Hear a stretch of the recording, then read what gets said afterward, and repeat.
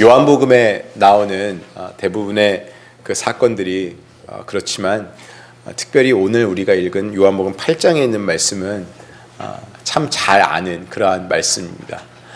특별히 교회를 다니지 않거나 말씀을 모르는 분들도 이 이야기에 대해서는 잘 알고 있죠. 특별히 중간에 나오는 7절에 나오는 이 예수님의 그 한마디는 많은 사람들이 인용해서 쓰는 그러한 말입니다. 죄 없는 자가 먼저 돌로 치라. 여러분들께서도 이 말을 한 번씩은 다 해보지 않으셨을까 싶은데요. 별로 내가 탐탁하게 여기지 않는 사람, 그 사람에게 죄 없으면 네가 먼저 돌로 쳐봐라. 이러한 말씀들을 해보신 경험이 있지 않으실까 싶습니다. 예수님께서 오늘 요한복음 8장에서 우리에게 보여주시는 이 사건으로 인하여서 정말 우리가 배워야 할 그 레슨이 무엇인지, 그리고 예수님께서 하신 그 말씀이 우리가 일상에서 그렇게 쓰듯이 정말 가볍게 쓸 수 있는 말인지 우리가 그런 것도 한번 보았으면 합니다. 그리고 항상 조심스러운 것은 이렇게 우리가 잘 아는 말씀이 나올 때 우리가 아는 말씀이라서 굉장히 내가 이미 많은 지식을 이것에 대해서 알고 있는 것으로 생각하고 말씀을 대할까 사실 두렵습니다. 언제나 말씀을 우리가 대할 때 새로운 것을 하나님께서 주시고 우리가 전혀 정말 하얀색 도화지와 같은 아무것도 그려있지 않고 아무것도 쓰여있지 않은 그런 가운데 새로운 그런 마음밭에 하나님께서 주시는 그런 말씀의 가르침으로 도전으로 그렇게 받았으면 합니다. 예수님께서 이제 성전으로 들어오셔서 다시 그들을 가르치시는 때가 되었습니다. 예수님은 성전에서 계속하여서 사람들을 가르치십니다. 지난주에도 우리가 봤지만 예수님께서 이 유대인들을 가르치실 때 그 모습을 보고 굉장히 죄송합니다. 못마땅해 하는 사람들이 있었습니다. 바로 그 사람들이 바리새인과 서기관들이었습니다. 바리새인들과 서기관은 이 당시에 종교적으로 굉장히 큰 권력을 가진 그러한 사람들이었습니다. 그런데 율법을 가르치던 이 바리새인들과 서기관들하고 같은 율법을 가르치면서도 예수님의 이 가르침의 방법은 굉장히 많이 다르고 다른 해석들을 주어서 사람들을 깜짝깜짝 놀라게 했습니다. 이제 그 말씀을 우리가 지난주에 봤는데요.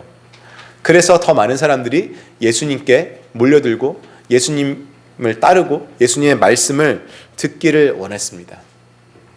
여전히 그러한 예수님이 마음에 들지 않고 그러한 예수님을 잡고자 하는 그런 예수님의 흠을 잡고자 하는 이 바리새인들과 서기관들이 이제 한 가지의 계획을 세웠습니다. 예수님을 곤경에 빠뜨릴 그런 계획을 세우고 예수님을 그들이 흠잡아서 그들이 원하는 대로 예수님을 처단하고자 이렇게 생각을 하였습니다.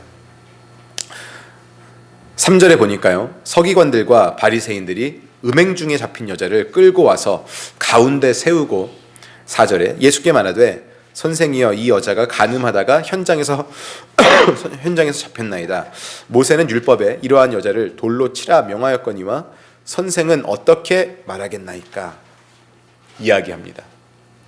지난주에 우리가 보았던 7장에서 이 바리새인들이 또 서기관들이 예수님에 대해서 말을 하는 것, 이야기하는 것을 보면 굉장히 예수님을 죄인 취급하고 있고 예수님에 대해서 못마땅해 하는 정도가 아니라 예수님을 잡아서 이제 죽이려고 의논하는 그러한 단계까지 와 있는 것을 우리가 알 수 있습니다. 그런데 오늘 읽은 말씀에 보면요, 4절에 보면 또 5절에 보면 선생이라는 호칭으로 예수님을 대합니다. 이것은 그들이 굉장히 악한 그런 꾀를 내었기 때문에 그들의 마음에는 절대로 그러한 마음이 없지만 예수님을 굉장히 높이는 듯한 겉모습으로는 적어도 그러한 작전을 쓰는 것입니다. 선생님, 모세는 율법에서 이러한 간음하던 여자가 현장에서 붙잡히면 돌로 쳐 죽이라 했는데 선생님은 어떻게 말씀하시겠습니까? 이렇게 굉장히 존중하고 높이는 듯한 그러한 투로 말하지만 결국에 그 속에는 이 사람들이 예수님을 책잡고 예수님을 곤란에 빠뜨리려고 하는 그러한 준비가 다 되어 있었다는 것입니다. 어떻게 하려고 하였냐 하면요, 그들의 질문에서 선생님은 어떻게 말씀하시겠습니까? 어떻게 가르쳐 주시겠습니까? 하는 그 질문에 만약 예수님께서 돌로 쳐라, 돌로 쳐 죽여라 라고 하면 이 바리새인들은 다 준비가 되어 있었어요. 당신이 원수까지 사랑하라고 해놓고서는 어떻게 죽이라고 이야기하느냐. 그러면 예수님께서 용서해라 라고 말하면 당신은 그 율법을 무시하고 율법을 어기는 것입니까? 라고 또 이야기할 준비가 되어 있었습니다. 또한 로마의 형법과 유대인의 율법 사이에서 예수님을 꼼짝 못하게 하려는 그런 의도가 또한 숨어 있었습니다. 간음죄는 로마의 형법에 의하면 사형까지 시키는 그런 범죄는 아니었습니다. 한국에서도 그렇잖아요. 간통죄로 잡힌다고 사형을 시키진 않잖아요. 그러한 죄는 아니었습니다. 근데 유대인들의 율법에 의하면 사형을 시켜야 하는 그런 범죄였던 것이죠. 만약에 예수님께서 돌로 쳐라라고 했다면 로마의 형법을 어기는 것이 됩니다. 그리고 또한 사형은 그 당시에 총독만이 내릴 수 있는 권한이었습니다. 이제 그것을 또 범하는, 총독의 권한을 범하는 그런 정치적인 범법자로 만들어 갈 수도 있는 그러한 기회였던 것입니다. 그러나 치지 말고 그를 살려두어라, 용서해라 라고 말씀하시면 언제든지 유대인들의 율법을 들고 나와서 율법에는 분명히 이렇게 쓰여 있는데 당신도 그 율법을 가르치고 있지 않습니까? 어떻게 유대인으로서 우리에게 그 율법을 무시하도록 말할 수 있습니까? 라는 준비도 늘 되어 있었습니다. 이제 예수님께서 무엇이라고 대답을 하시던 간에 거기에 올무를 씌워서 예수님을 꼼짝 못하게 할 그런 만반의 준비가 이 바리새인들과 서기관들이 다 해놓고 있었던 것이죠. 그런데 그 말을 들은 예수님께서 7절에 이렇게 대답을 하십니다. 그들이 묻기를 맞이 아니하는지라 이에 일어나 이르시되 7절입니다. 너희 중에 죄 없는 자가 먼저 돌로 치라 하시고, 너희 중에 죄 없는 자가 먼저 돌로 치라. 너무나 유명한 말씀이죠. 그 말씀을 하셨을 때 이 말씀에 대한 풀이는 우리가 조금 더 나중에 계속 이야기하도록 하겠습니다. 그 말씀을 들었을 때 이 사람들이 하나 둘씩 갑니다. 아무도 자기 자신에게 죄가 없음을 자신 있게 이야기할 수 없었던 것이죠. 그래서 결국 그들이 깨달은 것은 이 여인을 심판할 수 있는 권리가 우리에게는 없다라는 것이었습니다. 그래서 하나 둘씩 아무 말도 못하고 그 자리를 떠났습니다. 그리고 나서 예수님께서 이 여자에게, 여자여, 너를 정죄하던 그 사람들이 다 어디 있느냐? 하나도 없느냐? 했을 때 이 여인이 없습니다 라고 말하니까 예수님께서 나도 너를 정죄하지 않는다. 가서 다시는 죄를 범하지 마라. 이렇게 말씀을 하셨습니다. 이 바리새인들과 서기관들 역시 그들 죄인이었습니다. 자신들은 인정하지 않았겠지만 그들이 죄인이었습니다.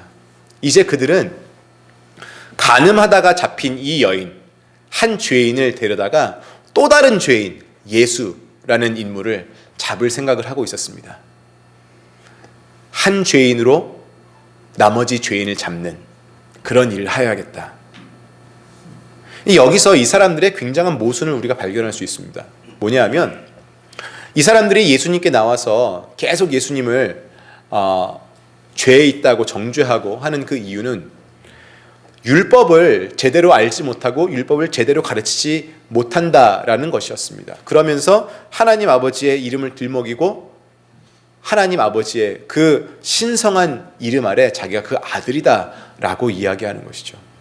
이 유대인들에게 있어서 오랫동안 그들이 가지고 왔고 또 지켜오던 그 율법은 정말 너무나 중요한 것이었다는 것, 지난주에 말씀을 드렸습니다.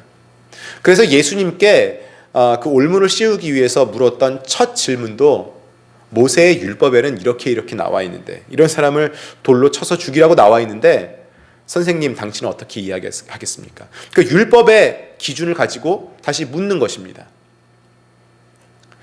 그런데 여러분, 이 바리새인들이 정말 그 율법을 제대로 알고 잘 지키고자 했던 사람들이라면 이러한 태도로 율법을 대하지는 않았을 것입니다.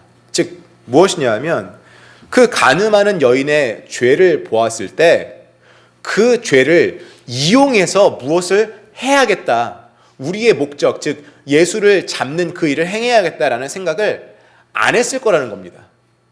정말로 율법에 대하여서 이들이 잘 알고 있고 정말 율법을 존중하는 사람들이었다면 그 죄가 보였을 때, 그 여인의 간음하는 죄가 보였을 때 그 죄를 해결하려고 하고 그 죄를 가지고 더욱더 고민하는 그러한 모습을 보였겠지, 그 죄를 가지고 다시 한층 더 끌어올려다가 이것을 우리가 이용해서 우리의 목적을 이루어보자, 예수 그리스도를 예수를 붙잡아보자, 이러한 생각은 안 했을 거라는 겁니다. 죄를 짓는 것도 악하지만 그 죄를 가지고 자신들의 목적을 이루려고 하는 것, 이것이 더 악한 것이죠. 결국 예수님은 그러한 그들의 속내를 다 들여다보고 계셨던 겁니다. 율법, 이것을 이용하는 마음, 지키려고 하는 것이 아니라 그것을 이용해서, 한 사람의 죄악을 이용해서 또 다른 사람을 잡으려고 하는 일. 여러분, 죄는 우리에게 보여지면 그것이 나의 죄이든 다른 사람의 죄이든 그것은 해결받아야 할 대상이지 우리가 그것을 이용할 수 있는 대상은 절대로 아닙니다. 근데 바리새인들과 서기관들은 그 죄를 그렇게 이용하기를 원했다는 것이죠. 이들이 간음한 여인을 보았을 때 정말 율법에 정통한 그런 사람들이라면, 즉 자신들도 죄인으로서 다른 한 죄인을 바라볼 때 그들이 가져야 할 태도는 분명히 이것이 아니었습니다. 율법이 우리에게 주어져 있는 이유, 그것은 우리 삶의 거울이 되기 위함입니다. 율법을 가지고 이것을 기준 삼아 다른 사람의 삶에 갖다 대면서 여기에 맞지 않으니까 당신 죄인이야, 여기에 들어오지 못하니까 당신은 벌을 받아야 될 사람이야, 그런 이유로 율법이 주어지지 않았다는 겁니다. 바리새인들과 서기관들이 사용하고 있는 그 율법의 용도가 틀렸다는 거예요. 원래 이 율법이 주어졌을 때 이 율법은 사람들의 거울과 같은 역할을 해서 사람들이 얼마나 죄가 있는지 보이게 하도록 만들어진 것, 그것이 맞습니다. 그런데 그 기준을 남한테 갖다 대는 것이 아니고 나한테 갖다 대어야 합니다. 즉 율법이 나에게 보이면, 내 앞에 보이면 그 율법을 읽음으로써, 그것을 알게 됨으로, 그것을 공부함으로써 내가 거기에 무너지게 되어 있다는 겁니다. 아, 내가 죄인이구나, 내가 이 율법에 맞지 않는구나, 내가 의롭지 않구나, 나 정말 못된 사람이구나, 용서받을 수 없는 그런 죄인이구나, 그 율법을 가지고 내가 무너져야지 그 율법을 가지고 남을 무너뜨리려고 하는, 그것은 절대로 하나님께서 율법을 주신 그 목적이 아니라는 것이죠. 그래서 진정으로 그 율법을 받아들인 이 바리새인들, 서기관들이 만약에 정말 옳게 그 율법을 받아들였다면 그들이 죄인으로서 다른 한 죄인을 바라보는 그 자세를, 그 태도를 정말 옳게 할 수 있었을 거라는 겁니다. 한 죄인이 나머지 죄인을 바라보는 그 자세, 어떠한 자세가 그것이 옳은 것입니까? 바로 그것은 예수님께서 오늘 보여주십니다. 10절에 그 여인을 부르시면서 여자여 라고 부르십니다. 그리고 그에게 나도 너를 정죄하지 않겠다. 여러분, 여자여라는 그 호칭은요, 우리 한국어에서 여자여 라고 하는 것을 생각하시면 안 되는 거 아시죠? 그렇죠? 예. 예수님께서 어머니도 여자여 이렇게 부르셨습니다. 이제 우리가 한국 안에서 생각하면서 이게 무슨 소리야? 어머니한테 여자여라니.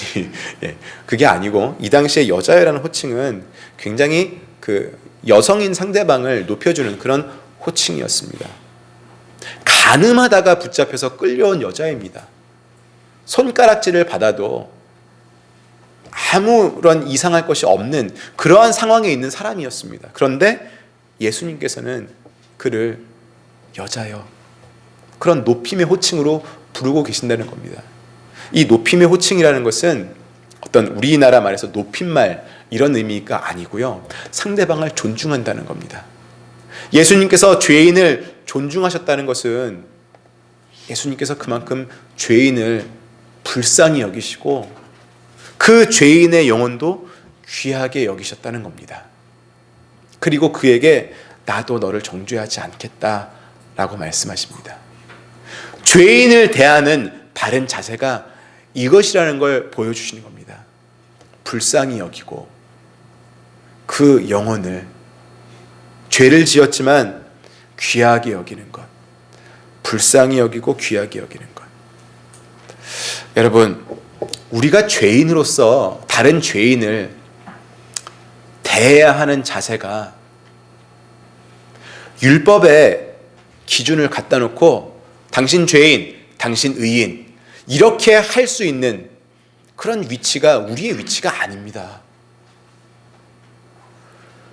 물론 그렇다고 해서 누가 잘못하는 것을 보았을 때, 성경적이지 못하고 다른 사람의 허물을 보았을 때 무조건 덮어주고 무조건 묵인하라는 그런 이야기도 아닙니다.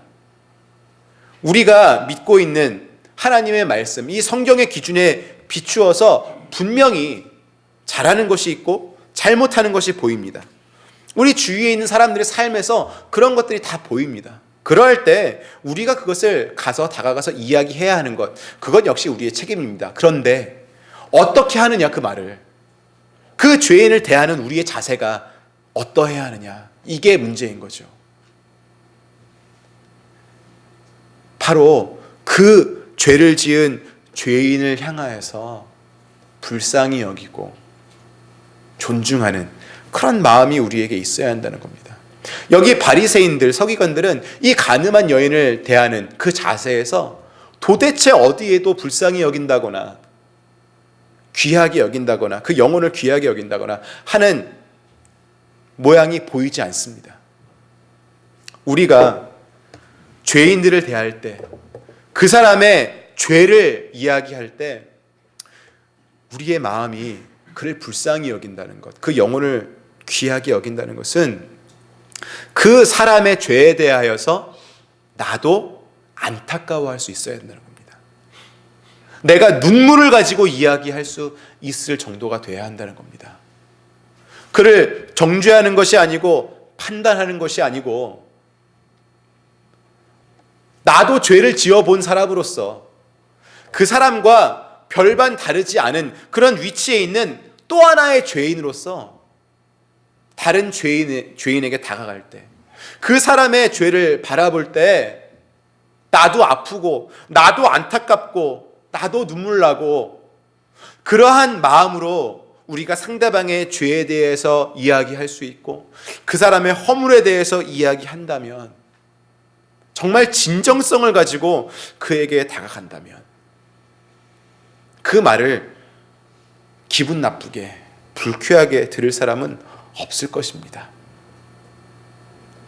바로 예수님께서 보여주신 죄인을 대하는 자세가 여기에 나오는 것이죠. 그런데 여러분, 예수님께서는 우리가 오늘 읽은 이 본문 안에서 누구보다도 이 여인을, 간음한 여인을 심판하실 수 있는 그런 위치에 계셨습니다.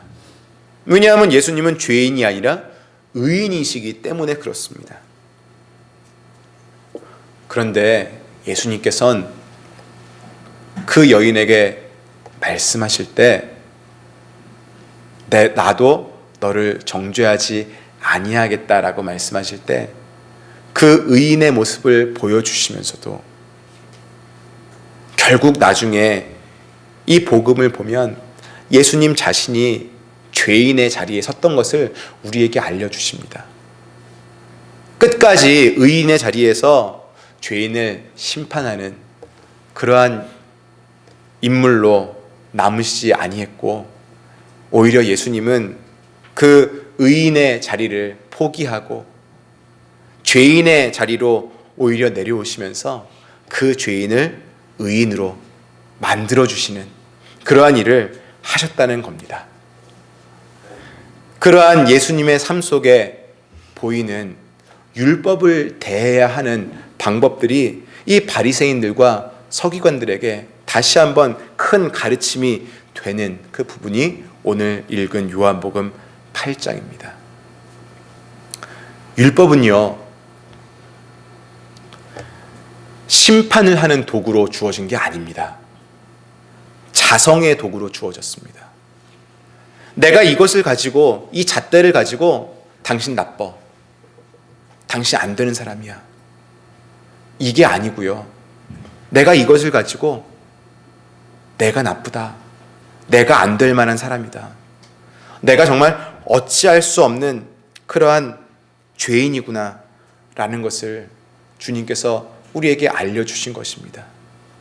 그리고 그 모든 성경 말씀의 가르침이 우리가 읽는 말씀에도 나와 있습니다. 근데 여러분, 그 가르침을, 그 모든 도덕의 기준들을 우리가 읽으면 그 안에, 그 복음 안에서 우리가 찾는 것이 있지 않습니까? 내가 이렇게 어쩔 수 없는, 아무런 방법으로도 의인이 될 수 없는 그러한 사람인데도 불구하고 나를 사랑하여 주시는 하나님이 여기 계시구나. 거기서 끝나는 게 아니고 그러한 죄인인 나를 의인으로 만들어주신 그 하나님의 은혜가 여기 있구나 라는 것을 우리가 늘 그 말씀에서 보지 않습니까? 예수님께서 이 여인에게 말씀하신 그 용서라는 것은요, 그저 죄를 묵인하고 죄가 없다는 것을 이야기하는 게 아닙니다. N.T. 라이트라는 신약학자의 가르침에 의하면 용서는 죄를 보고 It doesn't matter 라고 말하는 것이 아니고 죄를 보고 It does matter much 이렇게 이야기하는 것이라고 말합니다. 용서는 죄가 없고 죄를 묵인하고 하는 것이 용서가 아니고 오히려 죄에 대한 그 책임을, 그 대가를 다른 곳으로 옮겨놓는 것이 용서라는 겁니다. 여러분, 우리가 성경 말씀에 있는 그 하나님의 모든 삶의 기준들, 법도들을 대하였을 때 우리가 부족한 것이 얼마나 많이 있습니까? 그런데 그 모든 것들이 예수님을 믿는 것 한 번으로 다 해결된다는 것, 이게 우리의 머릿속에 잘 이해가 되지 않습니다. 제가 처음에 예수님을 알게 되고 예수님을 믿게 되었을 때가 16살 때였습니다. 저는 모태신앙의 집안에서 태어나서 16년간을 교회를 다녔습니다. 그런데 16년간 교회를 다니면서 결국 16년이나 걸려서 그 예수님께서 나를 위하여서 돌아가셨다는 그 사실을 받아들이게 되고 믿게 되었던 겁니다. 제가 그때 처음 들었던 여러 가지 생각 중에, 예수님을 처음 믿게 되었던 여러 가지 생각 중에 하나가 이거였습니다. 그럼 내 16년은 어떻게 해? 내가 예수님 믿지 않고 살았던 그 16년 안에 내가 지었던 그 많은 죄들은 어떻게 되는 건데? 라는 그런 생각이 있었습니다. 여러분, 여러분의 잘못, 실수, 이런 것들에 대해서 한번 생각해 보십시오. 얼마나 많습니까? 얼마나 많습니까? 그런 것들을 생각하실 때마다 마음이 참 괴롭고 혹은 창피하고 떠올리기 싫고 어디 쥐구멍이라도 있으면 찾아 들어가고 싶고 더 이상 그것은 내 삶에서 없었으면 하는 그러한 마음 여러분들 있지 않으십니까? 바로 그겁니다. 그 죄, 그 실수, 그 허물에 대한 모든 책임이 여러분들에게 있다가 이제는 그 책임이 예수님께로 옮겨졌다는 것이죠. 그래서 더 이상은 우리가 그것 때문에 괴로워할 필요도 창피해야 할 이유도 없다는 겁니다. 이제 예수님께서 그 모든 것에 대한 죄의 대가를 다 치르셨기 때문에 그렇습니다. 그리고 예수님께서는 그 자리에서 나 대신 죄인이 되신 그 자리에서 다른 죄인을 이렇게 대해야 한다라고 말씀에서 가르치시는 겁니다. 우리가 율법을 받았을 때 나를 먼저 바라보지 못하고 남을 바라보아서 나는 저 사람보다 의인이야, 나는 저 사람보다 괜찮아 라는 어떤 그런 무의식 중의 외침 때문에 그 율법의 기준을 그 사람에게 먼저 갖다 씌웁니다. 그리고 나서 우리에게 드는 생각, 이 묘한 승리의 기쁨이 있습니다. 나는 적어도 당신보다는 낫다는 그러한 기쁨으로 이제 그 사람을 그 율법에 따라서 재단하기 시작합니다. 여러분, 우리 자신이 그렇게 자신 있게 누군가를 판단할 수 있는 자리에 있지 않다는 겁니다. 바리새인들이, 서기관들이 그토록 자랑스럽게 여겼던 그 율법, 하나님의 말씀이라고 그들이 자랑스럽게 여겼던 것, 그것을 이들은 완전히 잘못 사용하고 있었던 겁니다. 여러분, 우리의 삶 중에서 우리에게 주어져 있는 이 하나님의 말씀을 우리가 사용하는 방법은 어떤 겁니까? 우리가 그 말씀을 통하여서 우리 자신을 지금 비추어 보고 있는 건지, 아니면 그 말씀의 기준을 가지고 다른 사람을 판단하고 재단하는데 지금 사용하고 있는지, 여러분, 그것을 볼 때 내가 의인인지 죄인인지를 먼저 판가름할 수 있는 겁니다. 여러분, 다른 사람들을 대할 때, 다른 사람들의 허물을 보셨을 때 내가 의인으로서 다른 죄인을 바라보듯이 하지 마십시오. 우리 중에 의인은 하나도 없기 때문입니다. 우리가 다른 사람들을 바라볼 수 있는 그 위치, 그 방법은요, 죄인이 죄인을 대하는 그 자세밖에는 없는 겁니다. 나를 먼저 바라보았을 때, 그것이 나를 자유롭게 하지 못한다는 것을 깨달았을 때 바로 다른 죄인을 향하여서 내가 눈물을 흘릴 수 있고 그 사람을 향하여서 진정으로 마음 아파할 수 있고 안타까워할 수 있습니다. 바로 그럴 때에만이 그 사람의 허물에 대해서 이야기해야 한다는 겁니다. 그렇지 않으면 그 사람의 마음에, 그 사람의 삶에 상처를 낼 뿐입니다. 여러분, 예수님께서 우리와 그 귀한 자리를 맞바꾸어 주셨습니다.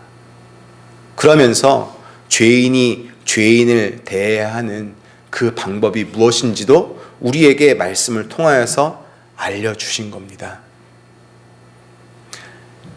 우리가 그 말씀을 함부로 사용한다는 것, 이것은 예수님께서 겪으신 그 고난들에 대하여서 전혀 생각하지 않고 그 고난들에 대하여서 우리의 마음에 전혀 정립이 되어 있지 않기 때문에 그런 건 아니겠습니까? 여러분, 이제 삶으로 나가시면 판단해야 할 일들이 도처에 깔려 있을 겁니다. 상황만을, 사건만을 판단하는 게 아니고 우리 주위에 있는 사람들을 우리가 만나고 그들의 삶에 대해서 이야기해야 할 그러한 부분들이 있습니다.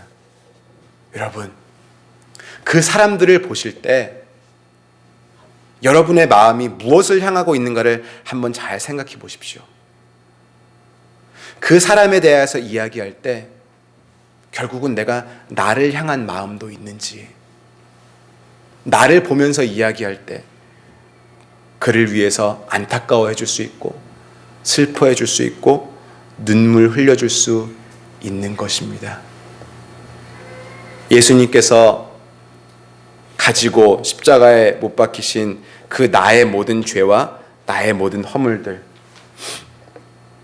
예수님께서 나에게 선물로 주시겠다고 말씀하신 그 귀한 의로움들, 그것을 생각해 볼 때 여러분, 말씀을 적용하는 나의 자세가 분명해질 수 있습니다.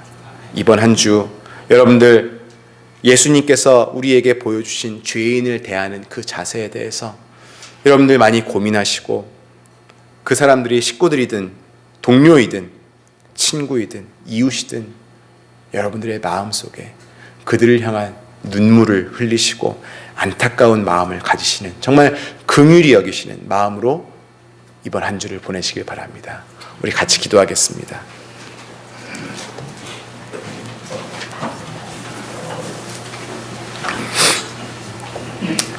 우리 하나님 앞에 같이 기도할 때 하나님께서 오늘 주신 그 말씀에 우리의 삶을 비춰보면서 이야기하겠습니다.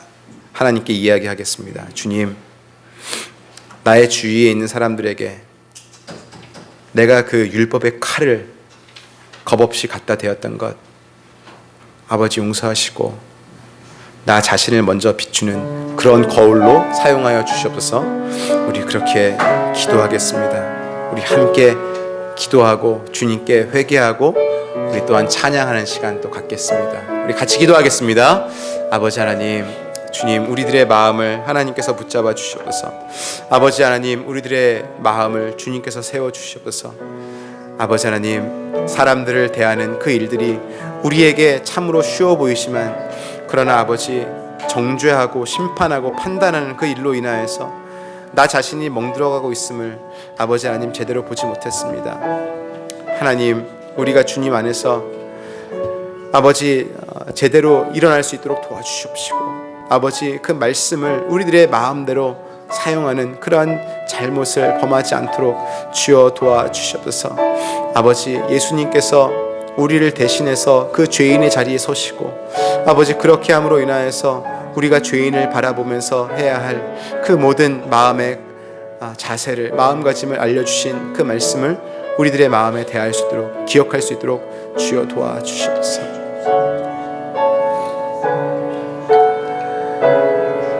우리 이 시간에 찬양 같이 부르겠습니다. 굉장히 오래된 찬양인데요, 오래된 찬양들이 가사는 투박하지만 우리에게 그 의미를 더 잘 전달해 주는 것 같아서 이 찬양을 한번 골랐습니다. 예수님께서 우리에게 그 있는 모든 어려움들 다 가져가시고 우리에게 그 예수님의 모든 좋은 것들 다 주신 것 기억하시면서, 내가 죄인들을 바라볼 때 예수님의 좋은 마음으로, 예수님의 선하심으로, 의로우심으로 내가 그들을 바라볼 수 있는 그런 삶을 여러분들 준비하시길 바랍니다. 너의 쓴 잔을 내가 마시었고, 너의 쓴 잔을 내가 마시었고, 나는 너에게 단잔을 주었노라. 나는 너에게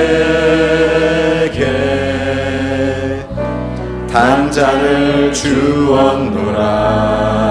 너는 나에게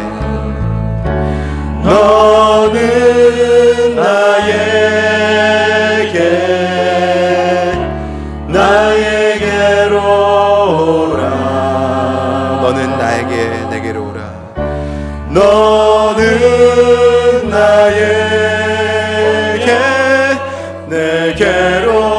내게 오라. 너의 순잔을 받아든 나의 사랑을 거절하지 말고 너에게 주는 나의 단잔을 받아 마시라. 너의 근심을 내가 당하였고 너의 근심을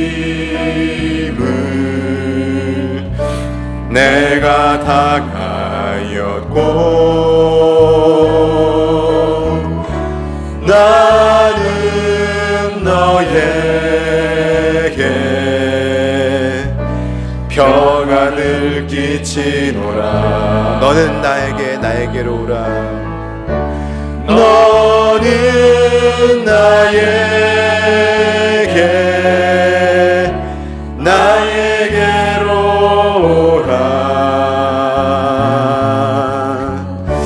너는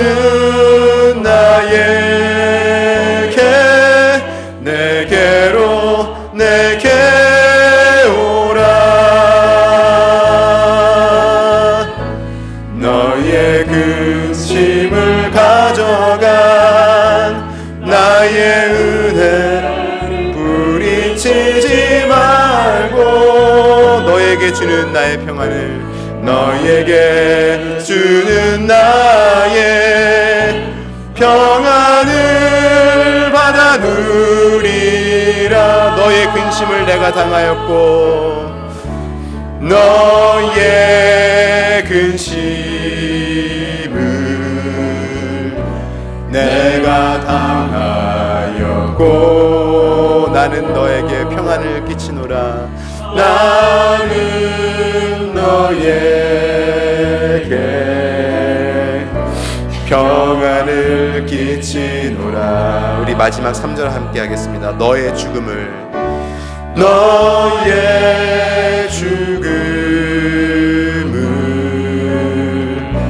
내가 맛보았고 나는 너에게 생명을 베푸노라. 나는 너에게 생명을 베푸노라. 너는 나에게로 오라. 너는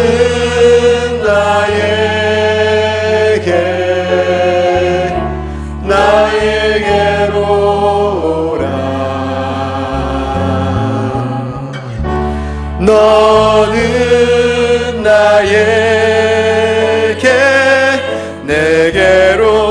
내게로 오라. 너의 죽음을 당당한 나의 희생을 물리치지 말고 너에게 주는 나의 생명을 받아 살아라. 너의 죽음을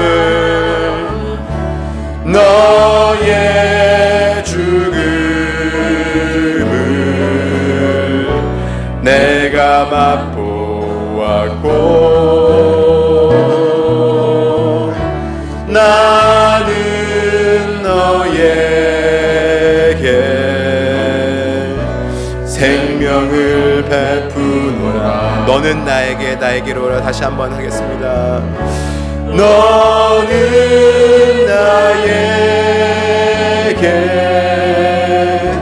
나에게로 오라. 너는 내게로 내게 오라 내게로 내게 오라. 제가 기도하겠습니다. 아버지, 하나님께서 우리를 불러주시는 그 음성 앞에 우리 다시 한번 우리 자신을 내어놓습니다. 그리고 주님 앞에 나아갑니다. 아버지, 하나님의 말씀을 우리가 대할 때마다 조금도 의로울 것 없고 조금도 내세울 것 없는 그러한 부끄러운 자임을 고백하면서도 세상에 나가면 우리 주위의 형제 자매들을 보면 어찌 그들의 허물이, 죄가 그렇게 잘 보이는지요. 그리고 그들 앞에서 내가 마치 의인인 양 그들을 마음대로 판단하고 심판하며 행동하는 것. 아버지 하나님, 그러한 인생을 내가 오늘도 살아가고 있음에 한없이 부끄럽고 주님 앞에 회개합니다. 아버지, 우리를 부르신 그 부름 앞에 우리가 겸손하게 하시고 우리에게 주시는 그 말씀 앞에 우리가 먼저 무릎 꿇어 아버지, 나 자신을 비추어 볼 수 있게 하여 주셔서 아버지, 우리가 모두 죄인이라고 말할 때에는 내 주위에 있는 사람들만이 죄인인 것이 아니고 나까지 함께 죄인인 것 아버지 기억하게 하여 주시옵소서. 이번 한 주를 살아갈 때 그러한 눈빛으로 내 주위에 있는 사람들을 바라보게 하시고 아버지, 그들을 감쌀 수 있도록 주여 도와주시옵소서. 감사드리며 예수님의 이름으로 기도드리옵나이다. 아멘.